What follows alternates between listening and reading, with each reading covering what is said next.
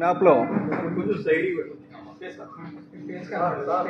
Face పర్వాలేదులేండి, face అక్కర్లేదు, మ్యాప్నే focus చేయండి. ఇది చూస్తే, ఈ మ్యాప్ చూస్తే మీకు ఏమర్థమవుతుందంటే, ఇందులో కొల్లేరు లేక్ ఇది అసలు కలరు, కాంగ్రెస్ ఏమో గ్రీన్ కలర్ ఇచ్చాం, తెలుగుదేశం ఎల్లో కలరు, వైసీపీ ఒక అంటే నేరేడుబండి రంగు ఎందుకు ఇవ్వాల్సి వచ్చిందంటే కలర్ ఇక్కడ బ్లర్ అయిపోతుందని చెప్పి వైసీపీ. అలాగే ఇప్పుడు కూటమిది రెడ్ స్పాట్స్ 1, 2, 3, 4, 5, 6, 7 అలా మొత్తం 11 స్పాట్స్ ఉన్నాయండి. అంటే ఎక్కడెక్కడ కబ్జా అవుతుందో నేను అఫీషియల్ డేటా, గూగుల్ డేటా ఇస్తున్నా. ఈ ఏరియా కూడా చెప్తున్నాను నేను, ఎక్కడ ఎంత కబ్జా అయింది, ఎవరి హయాంలో ఎంత కబ్జా అయిందో కూడా. కాంగ్రెస్ హయాంలో అంటే 1975 నుంచి 83 వరకు, ఆ తర్వాత 89 నుంచి 94 వరకు, 2004 నుంచి 2014 వరకు, మొత్తం 20 సంవత్సరాల్లో వాళ్ళు కబ్జా చేసింది 65,000 ఎకరాలండి. వాళ్ళ హయాంలో కబ్జా అయింది 65,000 ఎకరాలు.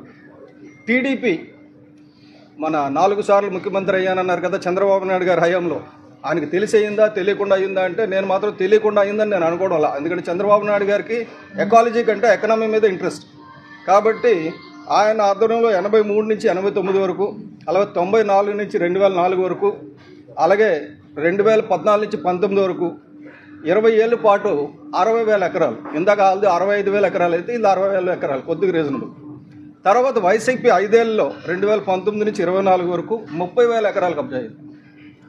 అలయన్స్ గవర్నమెంట్ వచ్చిన తర్వాత 2 సంవత్సరాలు ఇంకా కాలేదు కాబట్టి మొదలు పెట్టారు 6,000 ఎకరాల వరకు ఇప్పుడు కబ్జా జరిగింది. సో వెరసి 1,61,000 ఎకరాలు కొల్లేరుని కబ్జా చేశారు. కొల్లేరు ఏరియా మొత్తం 5వ కాంటూర్ వరకు ఎంత అంటే 2,22,600 ఎకరాలు. ప్రభుత్వాలు కూడా దొంగతనాలు చేస్తున్నారు, ఈ కొల్లేరు మీద అత్యాచారాలు చేస్తున్నారు. కాబట్టి ఈ అత్యాచారాల మీద ఆపండి. నేను ఇది ఈ సిఈసి దృష్టికి తీసుకెళ్తున్నాను. ఇప్పుడు 20వ తారీఖు జరగబోయే సభలో ప్రవేశపెడతాను. అలాగే ఇంటర్నేషనల్ వెట్లాండ్స్ కన్వెన్షన్ రామ్సార్ది స్వీడన్ కూడా నేను పంపిస్తున్నాను. కేంద్ర పర్యావరణ శాఖ మంత్రి భూపేంద్ర యాదవ్ గారికి కూడా నేను పంపిస్తున్నాను. అలాగే పవన్ కళ్యాణ్ గారికి మీ ద్వారా నేను విజ్ఞప్తి చేస్తున్నాను. ఇది కానీ పట్టించుకోకపోతే తీవ్రమైన పరిణామాలు, ఎందుకంటే ఆంధ్రప్రదేశ్లో ఆరోగ్యం నాశనం అయిపోతుంది, హాస్పిటల్స్ మాత్రం అభివృద్ధి చెందుతున్నాయి. మన రాష్ట్రంలో హాస్పిటల్స్, క్యాన్సర్లు, జబ్బులు ఎందుకు అభివృద్ధి చెందుతున్నాయంటే ఇటువంటి పనులు చేయడం వల్ల. కాబట్టి దయచేసి మీడియా ద్వారా నేను రిక్వెస్ట్ చేస్తున్నది ఏంటంటే, ఇటువంటి పర్యావరణ విధ్వంసాన్ని అరికట్టడానికి మీరు కూడా సాయం చేయండి, చేతనైన సాయం చేయండి.